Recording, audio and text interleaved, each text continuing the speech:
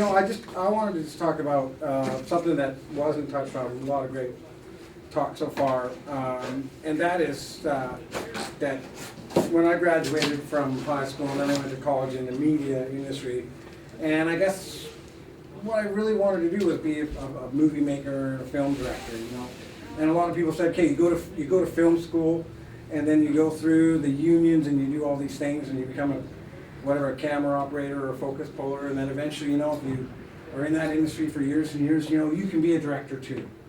But I lived in Victoria, and there was no really big film school like in Vancouver, the Vancouver Film School.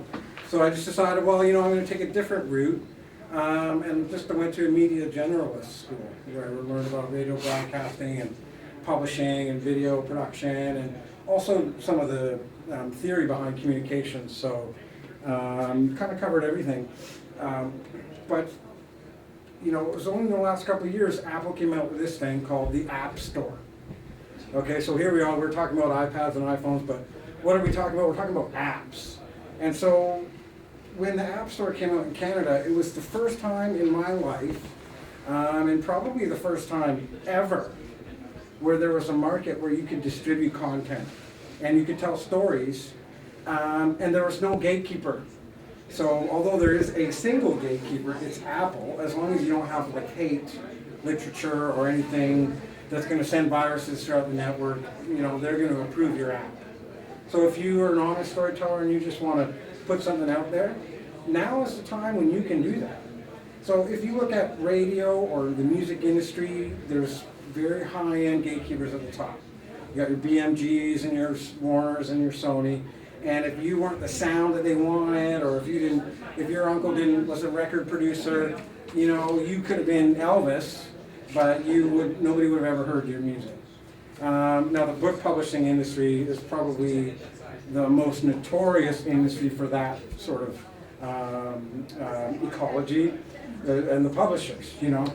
How many great writers even send manuscripts that don't get published into a book. And of course, for my world, it was filmmaking. You could go out there and you can make the greatest movie ever made, but if it wasn't what Paramount Pictures wanted everybody to see, they have their focus groups, you couldn't do it. So this is the time when I saw the App Store and I realized, in my life as well, going through traditional media college in late 90s and the year 2000, 2001, it was really a transition period where we had a lot of that analog technology.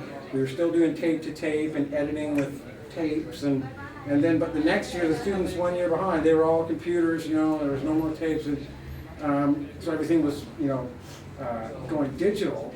And I definitely saw, in the future, in 5 years, 10 years, people are going to distribute their albums and their books and their movies on, I didn't know what, but definitely what we call convergence was taking place. And it's still taking place. We're still in a convergent time, but we're getting to that point now because of the iPad. Literally, this one single device is out there now, where it brings together everything, like what Bruce was talking about. You have touch, you have sound, you have words, videos, animations, and film used to be what they call the alpha medium, and I say used to. A lot of people probably still think it is, because you're watching these moving images and these lights, but you're also the sound, and music is very emotional, so it ties people into what they're seeing. But again, now you've taken it one step further, where you have sound, you get that emotional sort of connection to music.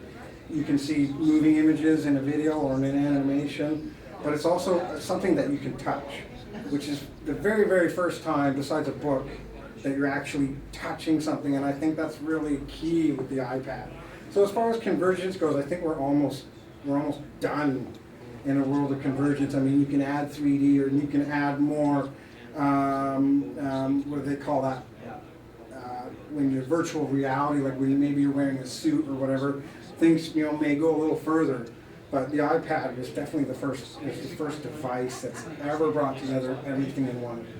But the most important thing, in my opinion, wanting to be a director, getting out of high school, but going through this different training that just taught me something about everything, including some of the theory, was that convergence is huge.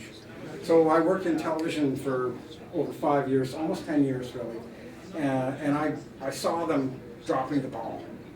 And look at Craigslist, okay? So newspapers lost tons of revenue. Where did it go? Craigslist. Radio is actually a remarkable medium. It's still very, very strong. I love radio. It's still really good. And it was very easy for them to transition onto the internet. An audio stream is a low bandwidth. Anyone can, very easy to stream audio. TV was a lot harder. The only reason we have video now on the internet is because processor speeds had to get way faster. Hard drives had to get much, much bigger so they could store all these really huge files. And also the bandwidth of the internet had to increase. So it was only in the last couple of years where now YouTube, there's billions and billions of videos. It could have been there 10 years ago, except for there were actually technological barriers. Not like with radio, but yeah, the newspaper losing a lot of their revenue to Craigslist. Radio was a pretty seamless transition over, and so now there's a lot of subscription models. Movies are still not there, but you probably hear a lot of talk about, well, one day they're going to release the DVD on the same day as the movie comes out into the theater. They probably should have done that years ago, and I think they probably will. And so now, but now it's really the time, what's happening this year in 2011, they called it the year of the ebook. And it's true, it's because Amazon's now selling more books, ebooks, than they are shipping through their internet by buying a book online. So I think a lot of people are interested in that, and if you look at music, in my lifetime alone, 8 tracks, I think I'm that old, maybe, probably when I was like this big or whatever, my dad might have had an 8-track. Albums, LPs, right, records, cassette tapes, CDs, mini discs, and I think that's like 6 different types of distribution, and that's all it is.